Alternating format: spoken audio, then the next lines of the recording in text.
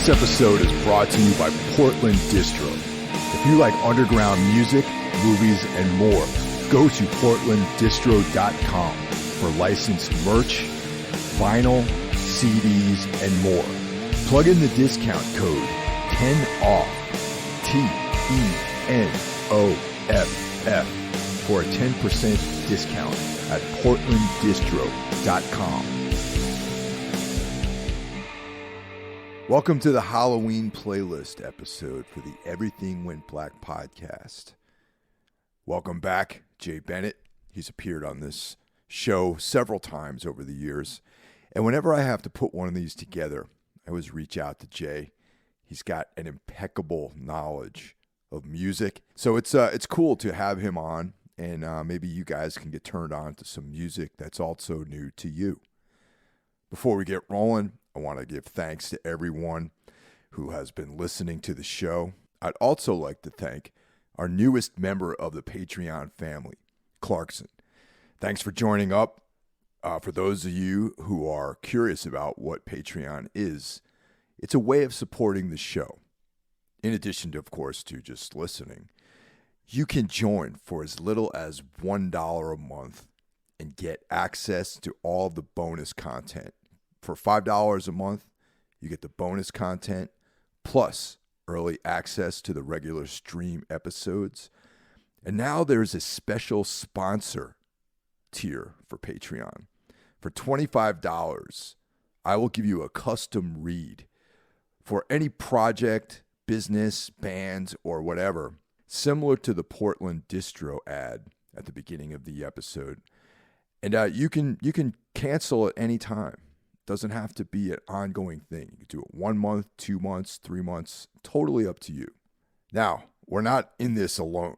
We've got allies out there, and I'd like to thank my fellow podcasting brothers, my fellow podcasting legion. Of course, we're talking about Horror Wolf 666, hosted by Brandon Legion. If you dig horror, check out his show. It's focused on interviews with luminaries within the horror world. On Tuesday, we have the only music podcast that I listen to, and of course, that is Into the Necrosphere, hosted by Jackie Smith. Wednesday, of course, is Everything Went Black Day. Thursday is #Necro Thursday. That's the day that Necromaniacs drops. The podcast I co-host with Mike Scandato and Jeff Kashid. All things horror. We talk about movies. We talk about music. We talk about all kinds of stuff. And on Sunday, Carl Hikara comes at you on the Lord's Day with Soul Knox. And now, on to the episode. I've got my good friend Jay here. We're going to give you guys our picks for the official Halloween playlist over here at Everything Went Black. And so, Jay, how's it going? Great, man. Fantastic. Halloween is the only cool holiday, I think. You know, I like, don't get me wrong. I like having time off for the other holidays, but, the substance of them doesn't really interest me that much, I guess. Cause most of it sucks, to be honest. But Halloween's fucking great, man. It's the best. You get to dress up. It's like spooky stuff. You watch horror movies. I mean, you can watch horror movies year round, but it's like, you can go hard on it. And plus all these tunes we're going to talk about today, Yeah, it's definitely a vibe. I know that so many people look forward to Halloween, and I'm definitely one of them. I mean, you know me well enough at this stage of our lives, to understand my fascination with all things macabre. So it's no surprise that I love Halloween. Yeah, totally. Absolutely, man. Yeah. Really funny week, actually. I spilled coffee on my my laptop. So, of course, laptop's shot. I had to run out and buy a brand new one. And luckily, most of my data was backed up on the OneDrive, the cloud, right? However, I did lose a couple things, which were like works in progress and stuff like that was not backed up. So that's kind of a bummer. Ooh, that's a fucking major drag, man. Plus the sort of it's not exactly cheap to go get a new laptop No, either. no, definitely not. And but hey, you got to do these things sometimes. You know what I mean? Yeah, absolutely, man. Yeah. Last night I saw our mutual friend Eugene S. Robinson at the End of Yeah. Nowhere launch party in Brooklyn. The best, man. I love that guy. He's great. What is the end of nowhere? I don't know about this. Well, I don't have a lot of intel about it. You know how secretive Eugene is about a lot of stuff, until it actually happens. Like, he has this weird thing that he does where he doesn't really tell you where he's going. Yeah. It's when he's already is there and it's done, then he tells you where he's been. Okay. Right. Right. So, but this thing was like an invite sort of situation, so he had to give me some kind of something, some intel to go on, so I knew where to go. Right. My name had to be on a list, like that kind of thing. Right. But it was, I think it's from what I can gather, it's a brand new media site that he's involved with on let's say like an executive level. Yeah, that makes sense. Yeah, like he's probably like editor in chief or something like that. So yeah, it was fun, man. It was he kind of was like the master ceremonies host. There was a bunch of different people there, including Lydia Lunch and Lena Dawes. She's also a writer. She wrote a book called "What Are You Doing Here?" Do you know her? Yeah, I've met her. I don't know her well, but I have met her briefly. It might have even been at a Tombs show. Now that I'm thinking about it. But I'm not sure. But yes, I have met her briefly, and I did see some photos from of Eugene sitting with Lydia Lunch, so I knew he was up to some sort of event, but I didn't know all the details. Yeah, Lena's actually been a guest on this podcast. If you guys go back several years at this point, when her book came out, I interviewed her. So yeah, you guys could check that out, and definitely check out her book. It's really cool. It's about heavy metal, being a young woman of color in Canada, getting into extreme music. Really interesting read. Yeah. Ran into some people. I saw Selden Hunt, which was I haven't seen him in a while. Yeah. And I was introduced to this guy named Drew, that is the host of New York Hardcore Chronicles. Oh, okay. Yeah, I never listened. I don't know what that is really, but Eugene was like, "You guys should know each other. Let me introduce you." And I'm like, "Oh, hey, what's up? I'm Mike," and that was pretty much all we said to each other.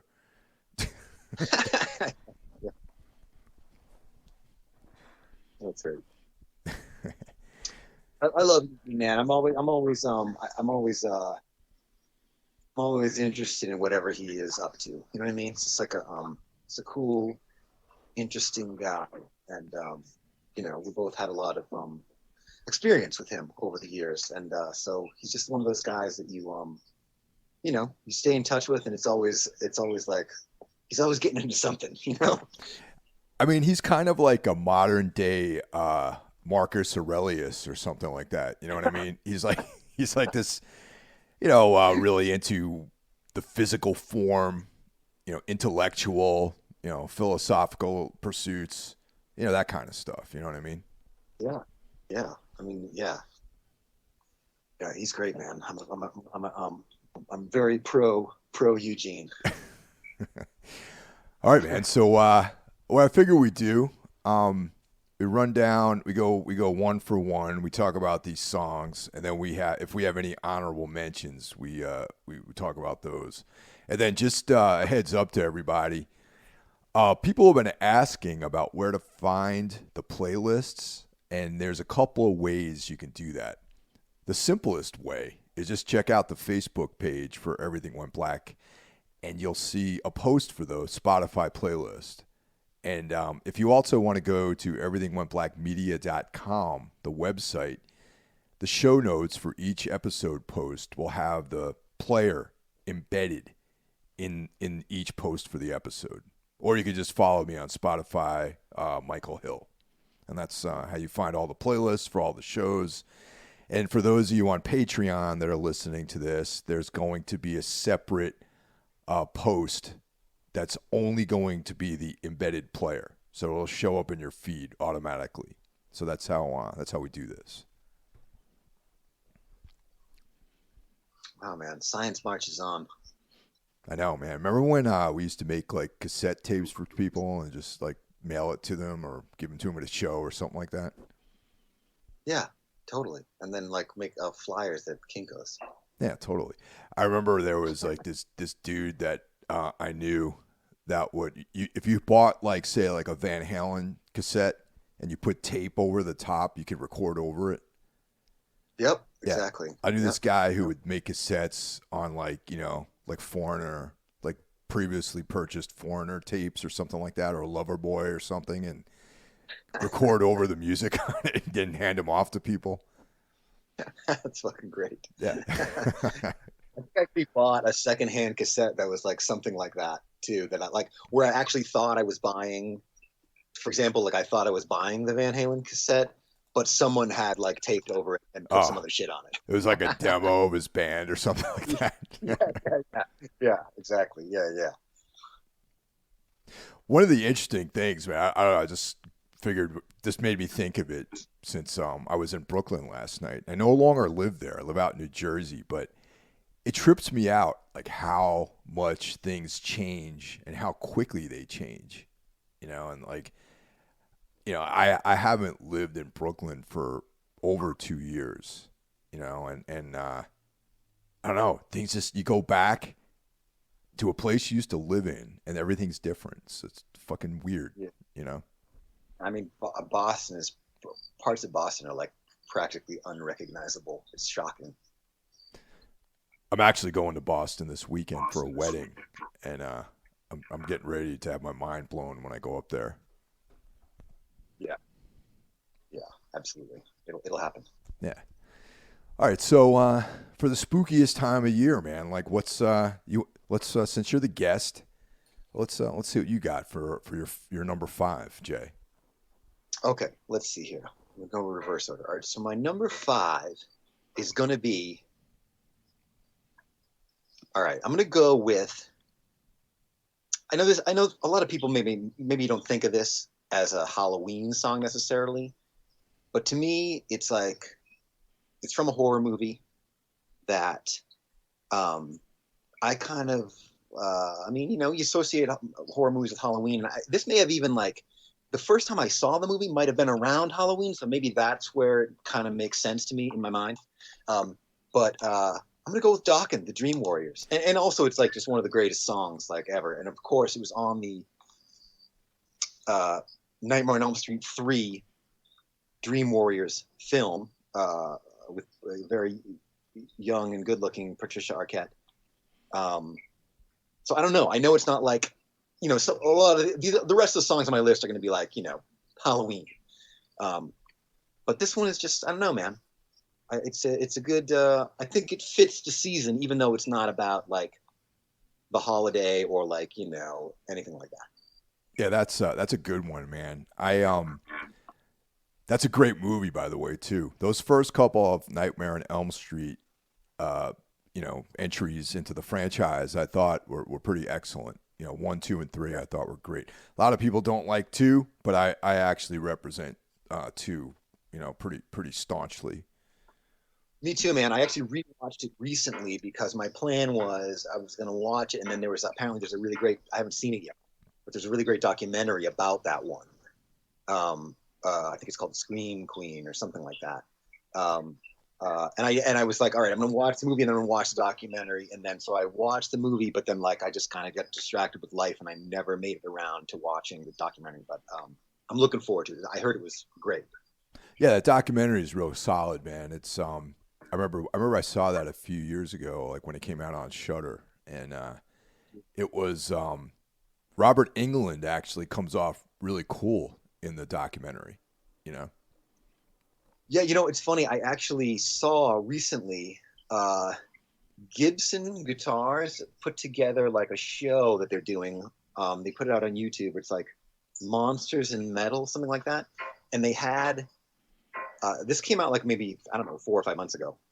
And they had like a joint interview with Robert Englund and Don Dokken, talking about specifically, Dream Warriors and the sort of the connection, because also Freddie was famously in the video for Dream Warriors. Yeah. I mean, there were scenes from the movie in the video, but then they also did a separate shoot where like Freddie is interacting with the band for the video, which is pretty cool. And I always remember that too. So that was cool. I recommend that to anyone who's like interested in the film. It was like cool to see those guys like, Don Dokken and Robert Englund like in a joint interview about the film. It was pretty cool. Yeah, Dokken is definitely one of the bands from that era that, in my mind, holds up, man. Like them and like L.A. Guns and Wasp are the bands that I actually still listen to these days from the '80s. Absolutely, man. I just listened. I was just at the gym before we did this, and I listened to that first Wasp record the whole time I was there. I listened to that regularly, like at least once a month. I listened to the first Wasp record. It's dynamite.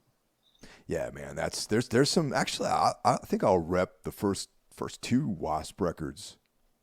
Yeah, I know the second one's great too. Absolutely. Yeah, totally. And another great track by Dokken is "In My Dreams." That's probably my favorite Dokken song. Yeah, it's up there for me too. And it's so funny because I want to say "In My Dreams" came out before, like maybe a year or two before Dream Warriors, if I have my timeline right. I could be wrong about that. But it's funny because they could have just used "In My Dreams" as the, you know what I mean, as the Dream Warriors song, but instead they wrote a separate song about dreams. Hell yeah, yeah. In the "In My Dreams" video, during the guitar solo, George Lynch is wearing a different outfit than he is in the rest of the video, and his new outfit for the solo, he's wearing one black glove. Yeah, that's good. That's good. I like that. It's fucking hard, man. I think. Yeah, I'm into that, man. Yeah. Those guys hated each other too, like George Lynch and Don Dokken. Like I read an article in like Classic Rock magazine. I want to say like maybe, I don't know, 8 or 9 years ago. George Lynch apparently physically knocked out Don Dokken on 2 occasions. Really? I can see that. I think isn't George Lynch into like some kind of Muay Thai training or something like that? He might be. I remember seeing his Instagram, and he looks like, I mean, I don't know what he does training wise. He looks like he's in shape anyway. Dude, you know what I mean? He's one of those guys like Joe Perry, like they're just like ripped, like, but they don't, they're just like they have those weird like stoner bodies, those like drug addict bodies or whatever, where they're like shredded, but they're like smoking cigarettes and drinking whiskey like every night. I don't know how he pulls that off, man. Yeah, Iggy Pop, man. Yeah, crazy. I know. Yeah.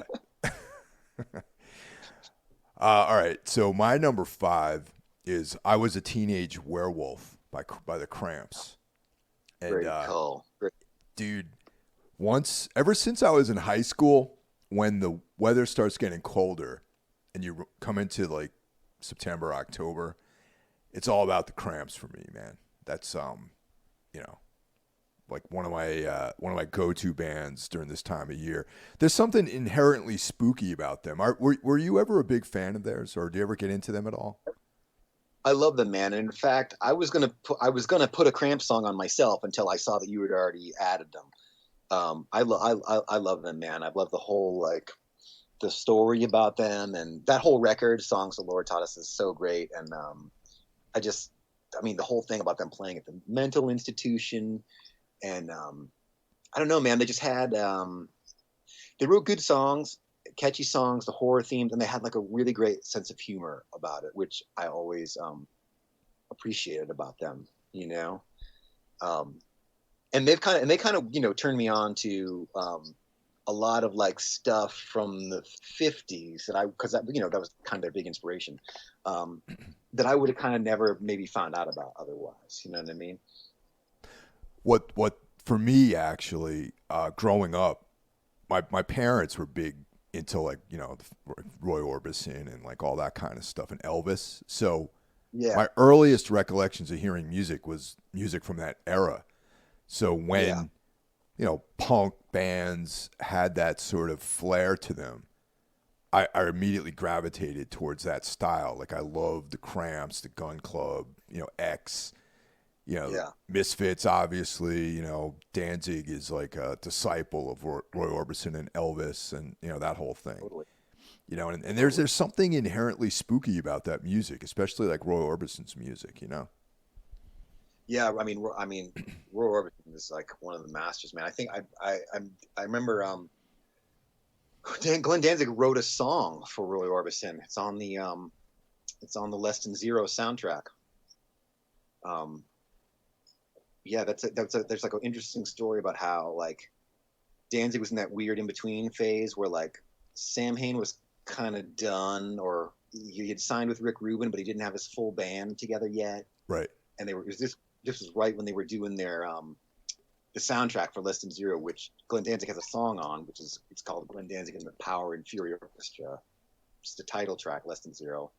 And then I forget. Oh man, I wish I could remember what the Roy Orbison song is called, but it's great. And Glenn Danzig wrote it for. Isn't Roy it Orbison. something like Life Ends or something? Some Life Fades Away. Life Fades Away. Yeah, that's it. Yeah, and it's so great too. Also, Poison Ivy from the Cramps was very instrumental in the formation of my appreciation of women when I was a young boy. Actually, a lot of like, growing up in the small town, people have like a very specific idea about the type of women that you should be attracted to, and right. but not me. I immediately was sort of into the whole, Patricia Morrison, Poison Ivy, like that whole trip when I was growing up, and it kind of set it in my mind exactly the kind of things I liked, 100%, man. Yeah, I mean, like what a talented, beautiful lady. Yeah, she was totally. a total babe and an ass kicker on guitar. Yeah. I mean, just that whole style, that twangy like rockabilly style, was like so awesome, Yeah. All right, man, you're up for number 4. Okay, number 4 is going to be, all right. This might be an obscure one out, but this is a band I got turned on to, I don't know, maybe 10 years ago or something. The band is called Halloween, and the song is Trick or Treat, and it's from an album called Don't Meddle with Evil, but it's metal like metal. Yeah, it's pretty great. And this is from like 85, I want to say. Yeah, the record came out in 85. They're from Detroit. It's super obscure. Like an actual copy of this, Finance vinyl. Because I think it was like, I'm looking at it right now. It's like, Motor City Metal Records. So it's like a tiny little label. It says there were 7,000 copies pressed on Metal Archive. That sounds high to me. Anyway, if this thing, like, it costs like hundreds of dollars if you can even find one. But the whole record's great. But obviously, this song has the Halloween theme, so I picked it. You could really, any song on here is pretty cool. So yeah, that's my number 4. And hopefully maybe I don't know, maybe that's one your listeners might not know. It's kind of obscurity, but it's a cool track. I highly recommend it. I got to be honest, I'd never heard of them actually. I mean, of course, I've heard of Halloween. Yeah, of course. Yeah, the Germans. Yeah, Halloween, interesting. Okay. Yeah. It's a good little good obscurity, right there. Yeah. So my number 4 is straight down on the nose, actually. This is very obvious, not obscure at all, but I have to be honest. The song Halloween by Misfits. I mean, you can't go wrong, Yeah. man. I mean, it might seem like, you know what I mean? Anyone listening to this might go, oh, well, it's an obvious pick. But you know what, man? It has to be included. I would counter that this whole conversation would be incomplete if we weren't talking about the song. Yeah, absolutely. And the funny thing about it, it came out on as a single in 1981, and surprisingly, the B-side to that single was Halloween 2. Yep. Yeah, I have someone did years ago. They still pop up every now and again. Some years ago, someone did very meticulous reproductions of those early Misfits singles, down to like the color schemes and the inserts and everything. And I have like a bunch of them. They're all repros because the originals are obviously like, so expensive and hard to find. But I do have that Halloween one, and it's orange vinyl, and I'll be I'm going to be busting it out soon, obviously. Yeah, I think last Friday I actually started cranking Misfits. I mean, I listened to them fairly regularly as well as Danzig and Sam Hain, but like, I had the window open. It was chilly out. It just, there was frost on the pumpkin. It was that type of day. You know what I mean? Yeah, man. But yeah, Glenn Danzig mans it. Also, you talk about the reproductions and the colors and all that. I mean, Danzig. I know now everyone is like, oh, Danzig's like, the spooky guys into skulls and evil and all this sort of stuff. But, you have to give credit for a guy to Danzig for basically creating this whole like horror punk sort of thing. And I don't really like a lot of bands that would be classified as horror punk. You know what I mean? Yeah, I don't like. I'm pretty sure I don't like any of them except the Misfits. Yeah, Misfits and like the Undead's kind of cool. But that whole genre is kind of whack, I think. And no offense to anyone out there who loves that stuff, but I think it's kind of whack in my opinion. And no, to me, yeah, to me that's like the same thing as like. To me, that's the same thing as like you have all those new metal bands that are like super influenced by Faith or something. It's like okay, I get it that you're influenced by that band, but you like, and you did your own thing, which is cool, but like clearly you did not like get the essence of what was going on there. You know what I mean? And that's what I feel about the horror punk bands with like the Misfits. You know what I mean? Yeah, and the thing about Danzig and Misfits and all of his other things is like the vision behind it. And each one of these things is completely different. Like obviously the Misfits were leaning more into like the kind of campiness of of like old school like horror films. But there's like beneath the camp, there's like definitely like this like sinister undercurrent that carries through their music. You know what I mean? Absolutely, man. And the guy could write the shit out of a song, man. I mean, like from the Misfits through Sam Hain through the first like 3.5 Danzig records, that shit is untouchable, man. Yeah, hell yeah. I can't think of anyone else who has written that many cool songs, and certainly not across 3 bands. You know? There's a show on Shudder called Core, and I don't know if it's going to be renewed or anything, but there was one season of it, and the final episode features Glenn Danzig, and he talks about his like artistic like conceptualization of those early records and why he chose certain colors and things like that. It's like really interesting. And aside from being an incredible songwriter, he's just, I think, a brilliant designer. You know what I mean? Like he understands like all this shadow and color and black and white and all this other stuff, No, absolutely, man. I totally agree. And I know, and it's like kind of easy to give him shit and say, all right, well, he stole the Crimson Ghost from an old serial, and he stole the Danzig skull from a comic book, which is all true. But I mean, I don't know, man. It's kind of like brings you back to that saying, like, isn't that they're saying that like,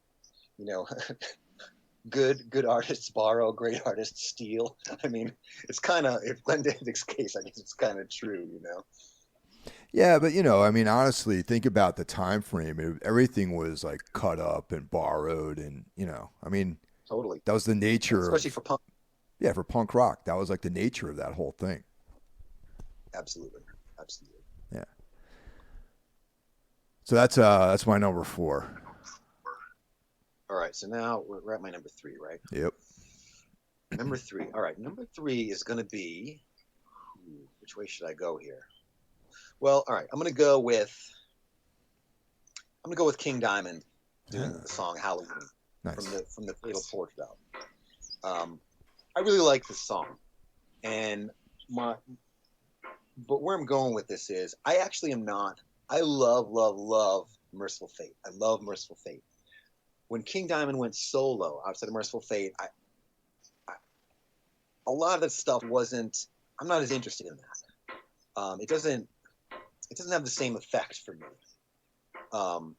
But the Halloween. This is like pretty early. This might be. Is this? I'm gonna look it up right now.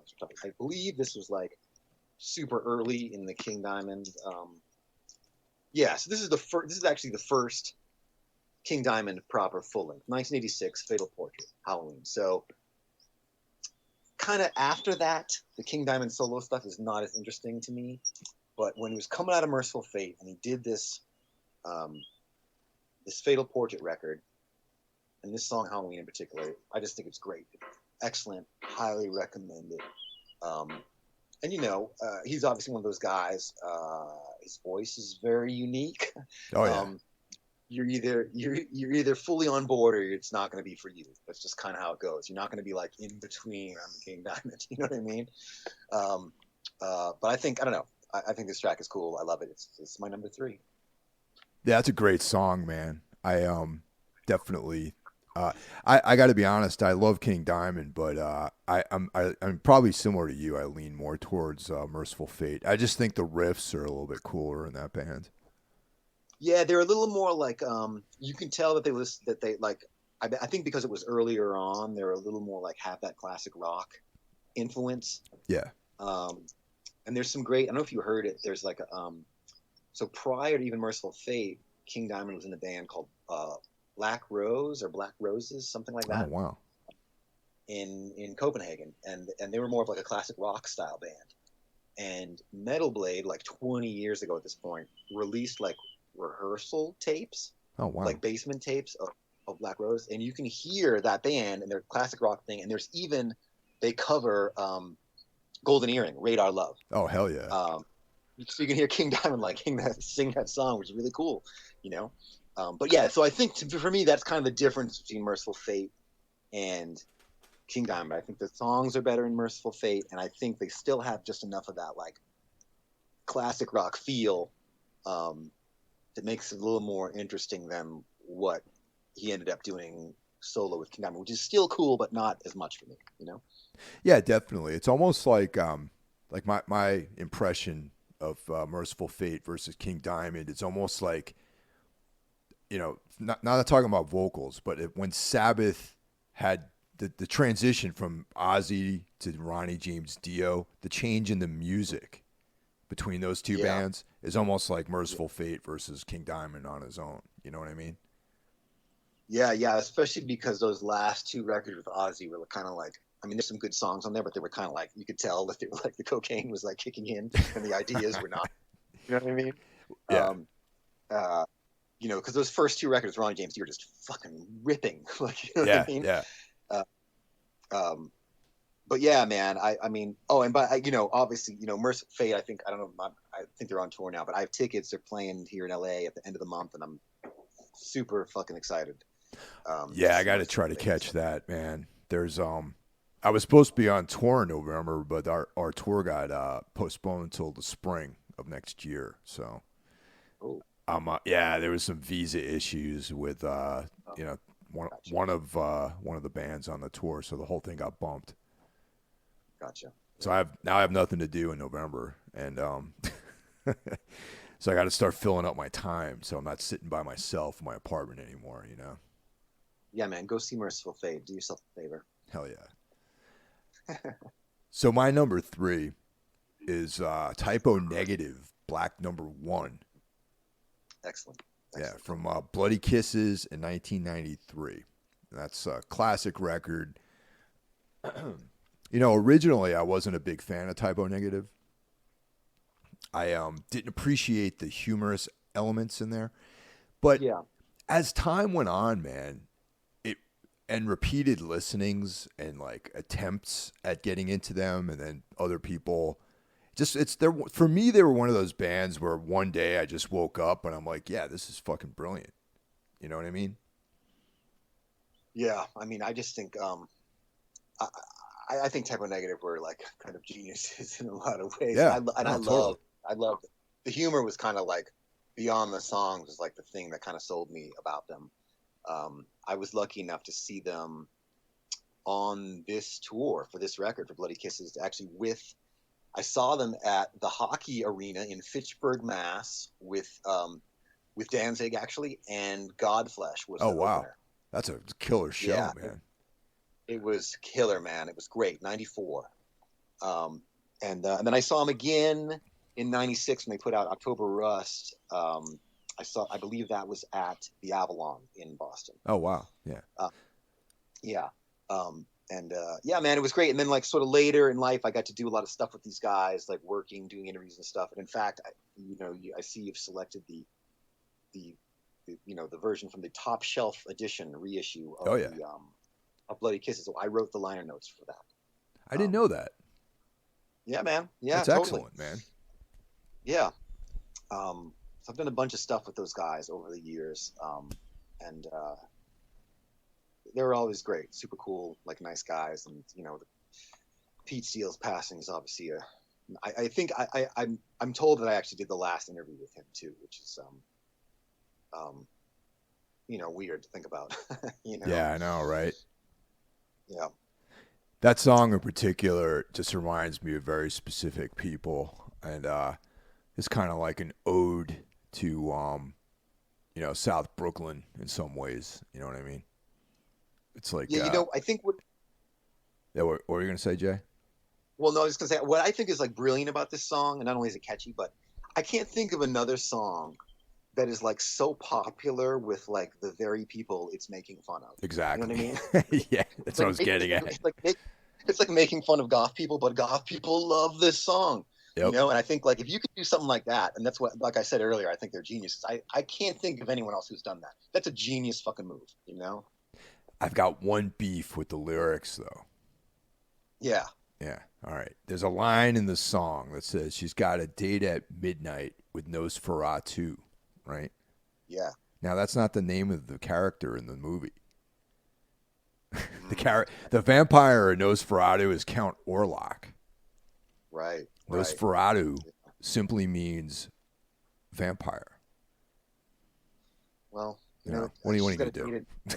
She's got a date at midnight with Count Orlok doesn't sound as good. It doesn't, man. It just doesn't work. But we'll allow that little bit of artistic license there, I guess. Yeah, let's not speak ill of the dead. No, definitely no. It's a brilliant song. It's one of my favorites. I have a lot of favorites by them.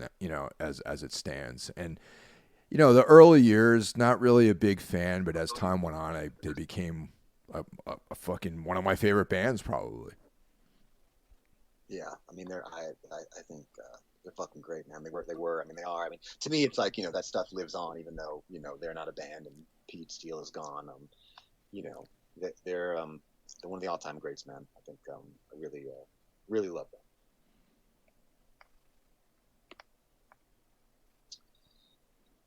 them. All right, where are we at? I got to do my number 2. Is that what I'm at? Number 2, man. We're moving right along on this. Okay, number 2. I'm gonna go with. I love this song, "Night of the Vampire" by Rocky Erickson. Hell yeah. I love this song. I love Rocky Erickson. The whole record that this is on is great. Great Gremlins Have Pictures is great. I actually heard this like, much like I think we've talked about before like Metallica's Garage Days EP, how it kind of like was turned us on to like Diamond Head or in my case certainly the Misfits. Killing Joke. Yeah. Yeah, Killing Joke, exactly. So I also had a similar thing with this song. I heard it first because Entombed covered this song. Yep. And so I heard Entombed's version first. I was like, oh, what the fuck is this? And then I kind of through that discovered Rocky Erickson. In the whatever, I forget when Entombed did it, like in the late 90s or something. Early 90s, mid 90s, I can't even remember anymore. But yeah, I heard Entombed's version first, which is also great. But I had to put the original here and give props to Rocky, who's a genius, Yeah, that guy was definitely another incredible songwriter. He's got a huge legacy. And, some of you younger guys out there who might not know Rocky Erickson, definitely go check him out. Yeah, I mean, it's a kind of a tragic figure, tragic story, but he was like a brilliant songwriter who maybe had a little too much going on in his head, and then the state of Texas didn't help him out too much. I think he was kind of like, I think they kind of like pulled a one flew over the cuckoo's nest on him. You know what I mean? Little electroshock treatment or something. Sad story. Yeah, tragic story. Yeah. So my number 2 is Bauhaus's Bela Lugosi's Dead. It's their first single from, get this, 1979. Yeah, amazing. 1979, amazing. Jay.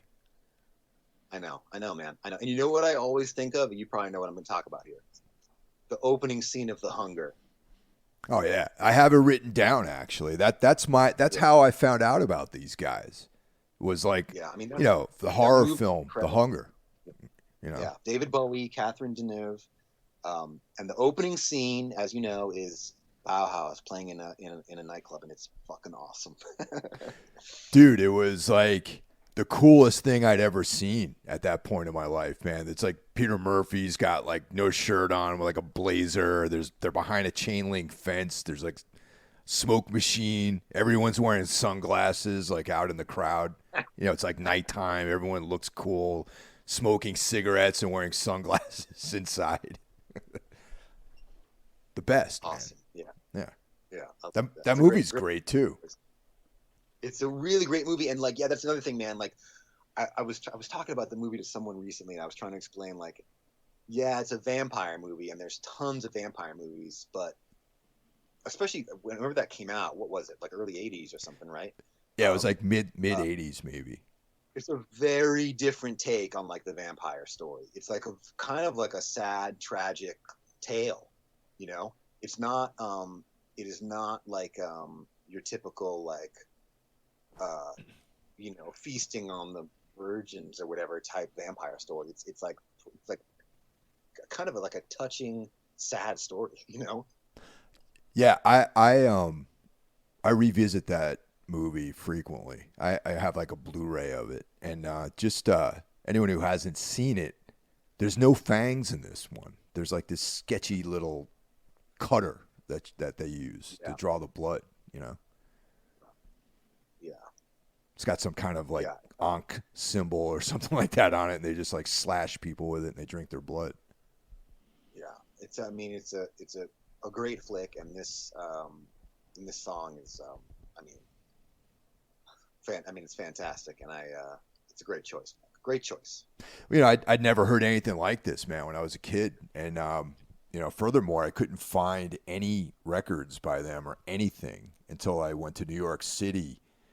It was one of those nights where I was supposed to be someplace else, but I was on a train going into Manhattan, and that's when I found like some Bauhaus records. So it's a secret expedition into the city when I was a young lad.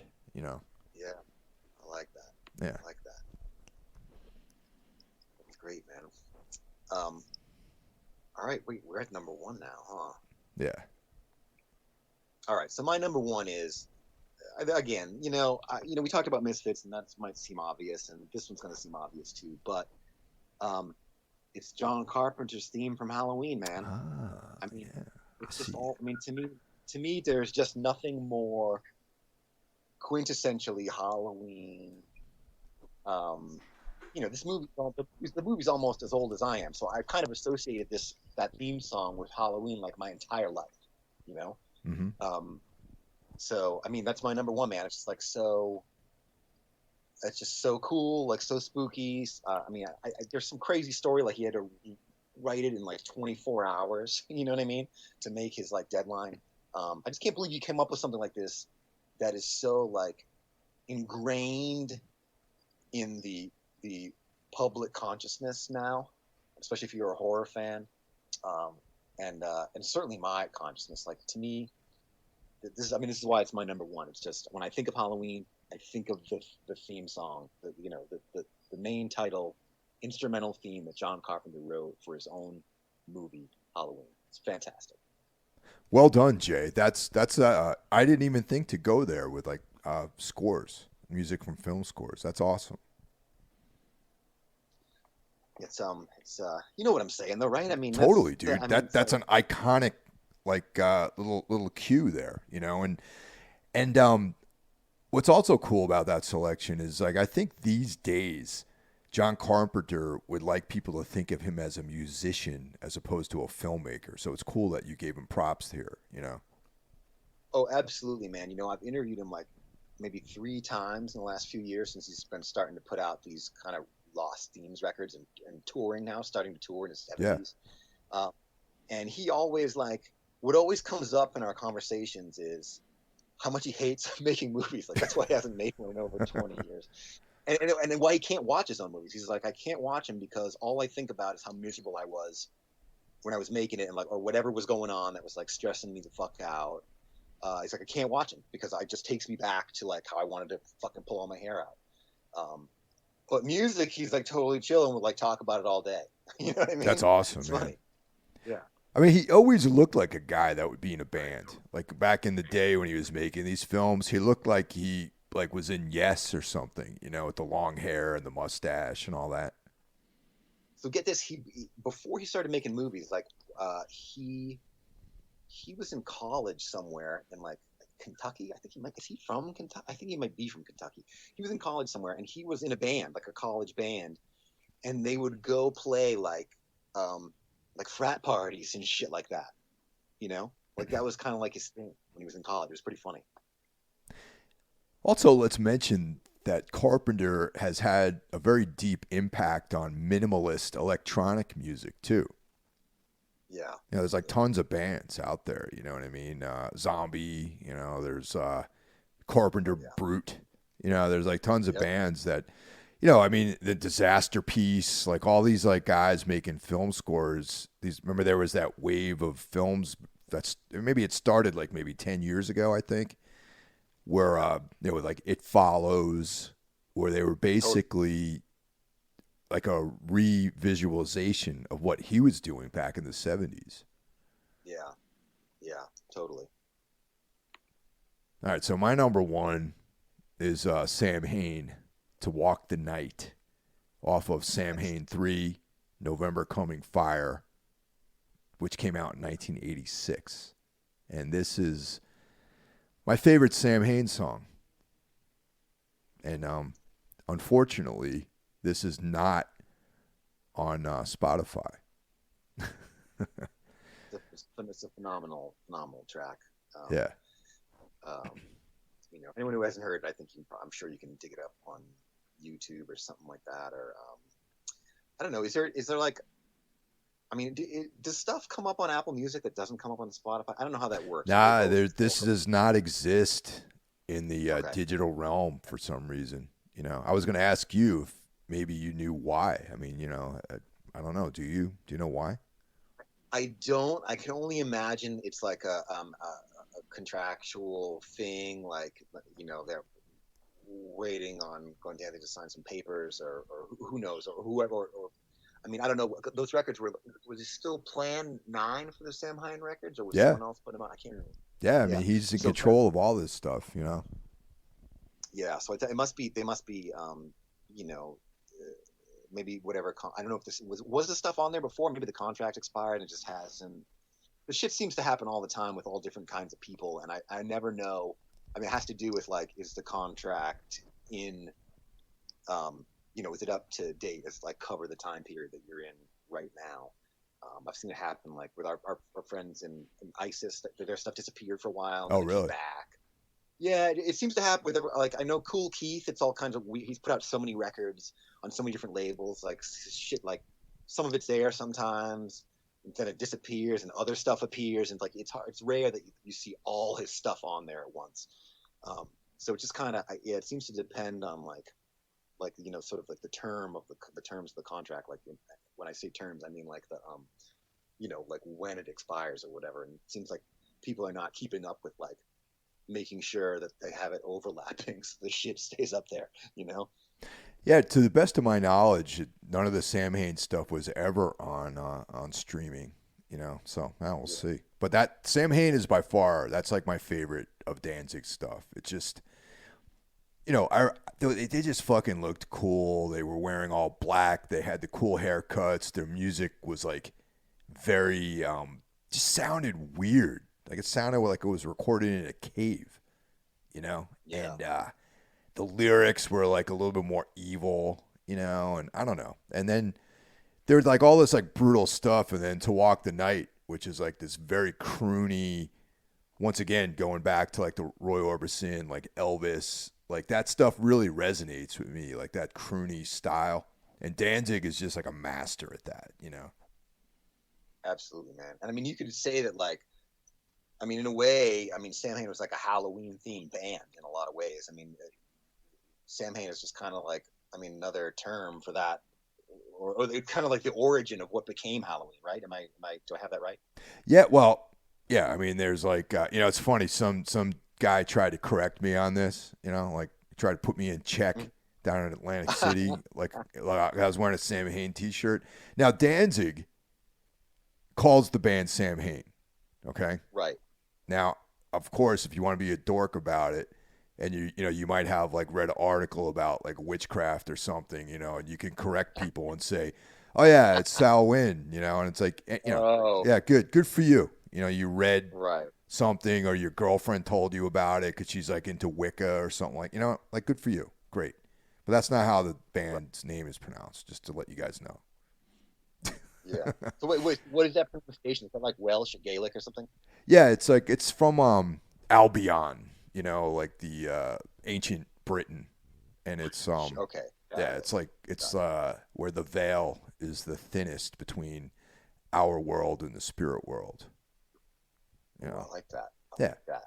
Of course, it's like perfect for for the name of a band that Glenn Danzig would be in. Now, philosophically, one of the reasons why I love this band is that it takes all these archetypes that you see in like horror literature, like werewolves, vampires, and stuff, but it really gets into the essence of the mythology, behind it, and uses those as elements in the song lyrics. That stuff is like, I mean, everyone who's been listening to this shows know what a dork I am about like horror and like, weird fiction and all that stuff. And I have to say that Sam Hain was one of those bands, along with reading H.P. Lovecraft and Robert E. Howard and all that stuff, that kind of formed the way that I took all this stuff in and really sparked my interest in, reading all this stuff. You know what I mean? Yeah, man. Yeah, I mean, I think Glenn Danzig's like obviously pretty, well versed. I'm sure he's read a lot of the same books you have. Yeah. And he just seems very well versed and stuff, and such a great. I just love his sort of approach to all this stuff. They're all kind of like coming out of the sort of. You can tell he grew up like watching like those Universal horror movies, like when they put him on TV as like the midnight movie in Lodi, New Jersey, in 1975 or whatever. You know what I mean? Totally. Tell if that was his world and like the comic books of the era and all that stuff. And he really I don't know, he's like one of these guys. It's like I think he's sort of sad. All his music is really satisfying to listen to, just on a sonic level. It's sonically pleasing, but also like if you want to kind of nerd out on this stuff too, I think he meets that level as well. Absolutely, man. I am a big fan of his lyrics. Like some of the most powerful lyrics, I think, in whatever, metal, punk, rock music, whatever. And in some ways you can say that he's kind of mastered all three of those genres, like punk, metal, hard rock, like all that, blues rock, whatever. Absolutely, man. Absolutely. I mean, I think, and I've had many like interactions with him over the years, some more positive than others. But I don't, as a songwriter and as a creative force, I think the guy is like untouchable, Yeah, I don't care if I ever meet him, man. It's like I kind of gave up on trying to meet people that I have like respect for, you know what I mean? Like yeah. You know, occasionally I am in the same room as like people that I think are, you know, have been huge influences on me, but I forego making attempts to actually meet people. Yeah, yeah. I mean, I also don't really. I mean, I don't make attempts outside of like Well, people. it's part of your job is to talk to these Right, people, so right, it's right. different, you know. Yeah, yeah, yeah. But I'm with you. Though. I don't like saunter up to people and introduce myself either. Yeah, but yeah, I've been lucky enough to meet a lot of these people through work, and he's one of them. And you know, we've had some good interactions and some bad interactions, and that's just that's life. yeah. Like last night, like you know, Lydia Lunch was at that event I went to, and you know, I'm a fan of her, like more of her writing. I think you know. Yeah, And some of the music she's done has been really cool. Like she did a record with Roland Howard from the Birthday Party. yeah, You yeah. know, and that's a pretty cool record. But as just like this, like powerful, like fucking person, I think she rules. You know, she's real good friends with Eugene, but like, you know, it was a small, little intimate space, and people are like getting pictures with her and stuff. And I'm like, I'm not gonna go fucking, hey, hi, I'm Mike. You know, like you take a picture with me or whatever. I'm not gonna do that. Yeah. You know, Yeah. Carl McCoy was like we played Roadburn the same day that Fields of the Nephilim played, and you know, backstage at that beautiful venue that hosts that festival, everyone's kind of there. You know, like Claudio Simonetti was there, like you know, Carl McCoy was there, right? Yeah. And you know, I think the world of the Fields of the Nephilim, and Carl McCoy is like such a huge influence on me in my writing and lyrics and all that stuff.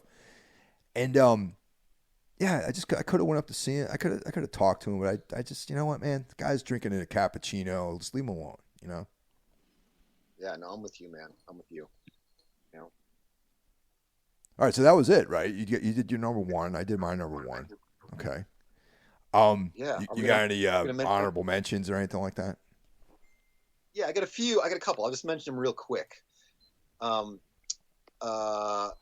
okay, you know, we talked about King Diamond earlier, and I just felt like I had to, because I love Merciful Fate so much, and I've been thinking about him because I did an interview with King Diamond recently, and they're on tour. Merciful Fate's on tour, so I had to include Merciful Fate, Evil. It's not a Halloween song per se, but I think it definitely has a Halloween atmosphere. So I have that one on there. There's a cool band out of Detroit called Acid Witch. Yeah, love those guys. They do a lot of Halloween themed stuff. They have a song called "I Hate Halloween," which is really cool. I put that on there, and then what else? My last one is okay. So I put earlier I mentioned that there's a band called Halloween. They have a song called Trick or Treat. I have another song called Trick or Treat on here. It's by the band Fastway. Oh yeah, man, those guys are great. Fast Eddie Clark, man, Pete Way. Fast Eddie Clark, and originally the original bass player of Fastway was Pete Way, Yeah, of UFO, but he ended up leaving the band before they recorded anything. Still a killer band, and then so this was kind of like the title track. There was a movie that came out in the '80s called Trick or Treat. Gene Simmons was in it, one of the kids from Family Ties, not Michael J. Fox, but the guy who played Skip. I can't remember his name. Skip. He was like the star. He Yeah. was like the star of the movie, and Gene Simmons played had like a kind of a cameo role as like a DJ. But yeah, Fastway did the whole soundtrack, Trick or Treat, and They this did the song whole called Trick or Treat. soundtrack track. That's cool. Yeah, the whole soundtrack, man. Yeah, it's killer. Yeah, so this song in particular, I mean, it's called Trick or Treat, so it's like you gotta have it on. Yeah, it's great.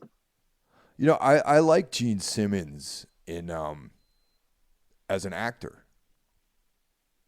Yeah, he's not bad, right? I mean, Yeah. when you think about his whole thing in Kiss as kind of being an actor, I mean, it makes sense, right? He was in a movie with Tom Selleck. Yeah. Fuck, man. What the hell's the name? It's like a science fiction movie with Tom Selleck. Yeah, I know exactly what you're talking about, and I can't remember the name of it either. Anyway, yeah, if anyone can remember the name of that, definitely let us know. But that he was like the villain, of course, and there was a scene where he's like, coffee, black, and I was like, fuck yeah. Also, real quick, real quick about Acid Witch. They didn't they cover Cherry Orchards by Celtic Frost? Oh, that's a good question. I want to say that they did because Well, I'm one of so the few now people that like that record actually. Cold Lake. I like some songs on it as well. I think what you might, I don't know if they did that song, but what you might be thinking of is maybe 10 or so years ago, there was a Celtic Frost tribute record that came out. And Acid Witch were on it, but the people who covered, did they do Cherry Orchards? I want to say they did, man. Because I thought, I know Scott Carlson from Repulsion did a track, and he did a song from Cold Lake as well. I thought he did Cherry Orchards, but I could be confused about that. But Acid Witch were on it, so you could be right. Either way, they're both Scott Carlson and Acid Witch are both on this Celtic Frost tribute record. But I forget who does what now. That could be it. Maybe they did do Cherry Orchards. You know that's no one likes that record at all, man. And it's like I actually am pretty fond of that Cold Lake record. I think it's cool, man. I think it's cool too. No one hates it more than Tom Warrior. You know? Yeah, tough, no doubt, man. So I have a few honorable mentions. I got this is another one that's right on the nose. Ministry, Every Day is Halloween. You know, single, 1984. Yeah. Now, this is not an obvious Halloween song, but Danzig, Sistinus, once again, going into the croony Roy Orbison atmosphere that I think is where Glenn Danzig shines. And of course, that's off of Danzig 3, How the Gods Kill. And that's just late night driving in a Camaro. I don't know, man. It's like one of those tracks. You know what I mean, Jay? I love that song. I love that. I think How the Gods Kill might be my favorite Danzig record. I think it's awesome. I love that song in particular. And I have a story about that track. So a few years ago, Black Mare, a band I was in for a little while, played at the Psycho Las Vegas Festival. And Danzig was a big headliner. We played on the same day as Danzig. So we got to play, and then we hung out and we got to see Danzig. And it was the year he was playing How the Gods Kill in its entirety.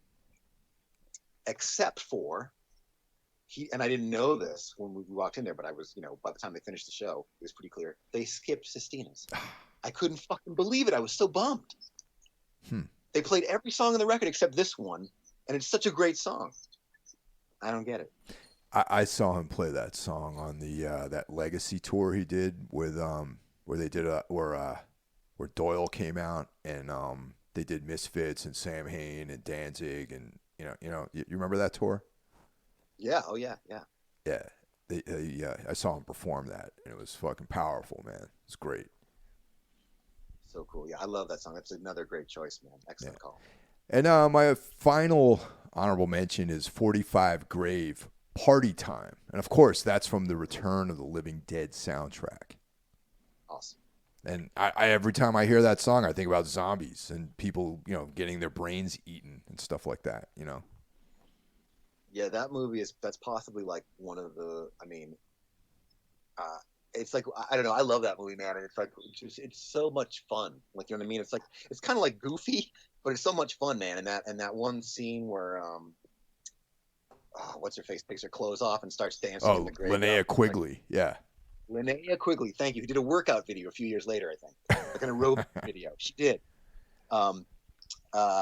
Yeah, man, I love that movie, man. That's another one. Having this conversation is making me think about all the movies I gotta like bust out and watch. Yeah, man, totally. Yeah, Linnea Quigley was one of the big scream queens back then, along with Barbara Crampton. And yes, Barbara Crampton, man, that lady has got to be. She's in her 60s, man, and I don't know. She's I think that's she must be like bathing in blood, man. She looks like she's 30 years old, man. Good for her. Man, I met her a few years ago. A friend of mine did a movie. He was the director of photography on a movie she was in. And he, they were doing a premiere, and he was like, hey, you want to come with me to this premiere, blah, blah, blah. So I went, and it was not one of those things where like I did not go up and try to like he just like kind of marched me up to her and was like, "You got to meet Barbara Crampton." I was like, "All right, fuck." Wow. Like I'm not gonna say no. I'm not gonna say no. So I met her. She's a very nice lady. She's very cool. But yes, exactly. And I had the same impression of what you're saying. I was looking at him like, how the fuck do you look this good? Yeah, You know? man. She's like Elizabeth Bathory or something, you know. Yeah, yeah. It's incredible. What a lady. Yeah. Big fan, prolific. So many great movies, man. You know, and it's like, Yeah. I love that she embraced being a star in like genre films. You know, it's like, you know, horror movies for a really long time were like second class citizens. You know, like no one really gave them respect, especially movies from the '80s. You know, and I feel like lately people are recognizing horror films for you know being you know important culturally. You know.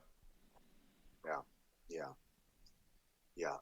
Well, I mean, man, Reanimator. Like, there's another one. I put that in the same category as Yeah, they were From Beyond, Reanimator. Those are all Stuart Gordon films. They were like loose adaptations of some of Lovecraft's work. Yeah, you know, it's funny. Another thing, our mutual friend Jeff from ISIS, he turned me on to Stuart Gordon. There did he directed a one-man play. Yes. Starring the actor from Reanimator, whose name is escaping me. Jeffrey Combs. Yes, starring Jeffrey Combs as Edgar Allan Poe. Yep. And it was. Did you see that? It was amazing. No, I didn't see it, man. I think it's called Nevermore. Yeah, that sounds right. Yeah, it was great, man. It was excellent. He did a one-man show out here. I don't know if they took it around the country or what, but I saw it in a little theater, and it was dynamite. And it was those two guys paired up again from the Reanimator. Yeah, that's awesome, man. That's so cool. So yeah, that's our list. Everyone check out the playlist. Hopefully, you know, it's spooky enough for everyone on this All Hallows Eve season that we're in. And dude, I saw the Munsters today.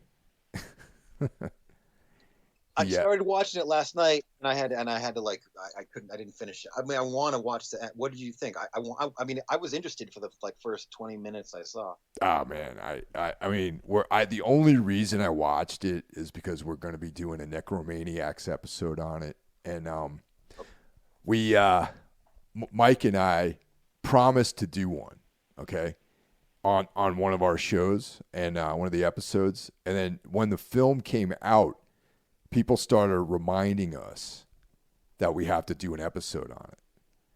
So I was like, oh man, I was hoping to sidestep watching this thing, man. But I watched it today. I powered through the whole thing. It's long. It's like it's like almost 2 hours long. Oh, okay, all right. I didn't notice that when I didn't yeah, watch man. the running time. Yeah, this guy is like. I saw the first last night. Yeah. He's it's an abusive waste of time, if you ask me. I think that's just my initial feelings about it. You know. But I'm not a fan of Rob Zombie's film. That's who directed it, right? Rob Zombie. Yeah. I'm not generally a fan of his films. I thought House of a Thousand Corpses was okay. But the reason I was interested in this movie in particular is because I believe there's an actor named Daniel Roebuck who I believe plays the Count in the Munsters. Okay. Yeah. He was in one of my favorite movies of all time. That came out in 1986 called The River's Edge. Oh yes, yeah, great movie. Yep, he was the guy who killed his girlfriend. John. John, exactly. That the kind of whole story revolves around. And he's in that. That's what kind of caught my eye about that. I was like, oh, like you know what? I'm actually going to check that out because it's kind of cool if they got him in there. Wow, yeah, that guy shows up. Over the years, he showed up in other films I've seen him in. And I remember, now that you mention it, that movie where I think Crispin Glover asks him, he's like, John, why did you kill her, man? And he's like, she was talking shit. She was talking shit, man. That movie's fucking mental, man. It also has an incredible heavy metal soundtrack, too. Yep, Slayer. Slayer's on there. Isn't Agent Orange? All Hallows Eve. Aren't they on that, too? Yeah, Hallows Eve. Yeah, Hallows Eve, rather. Yeah. Like 3 Slayer songs, Agent Orange, and there's like a weird like burning spear, like reggae song or something on there. That's like a funny. So that's based on a true story. That murder, so that's based on a murder that happened for real in Central California. That whole story is kind of like based on a true story where a kid in high school killed his girlfriend, showed the body to his friends, and it was like kind of no one reported it for like several days. That happened. That's that movie's based on. I did not know that. I've been trying right before Eugene was doing that Aussie site. Yeah. And they had me I was writing a few like true crime type things for them, which I was really into. And that was kind of like the last thing I pitched to them. I really wanted to write that story about the real murder. And then that whole Aussie thing fucking blew up in spectacular fashion. So I never got to write it. But hopefully one day I would love to write about that. And because that movie is like, I mean, it might be my favorite movie ever. It's like so good, like so quotable. Dennis Hopper, Crispin Glover, Ione Skye. I mean, even Keanu Reeves. It's great. Yeah, man. Feck, right? Isn't that Feck? Yeah, that's Crispin Glover. Oh, that's Dennis Hopper. Yeah, that's Dennis Hopper. That's an unusual name for a person, I think. Yeah, it's what. I used to eat so much pussy in those days. My beard was like a glazed donut.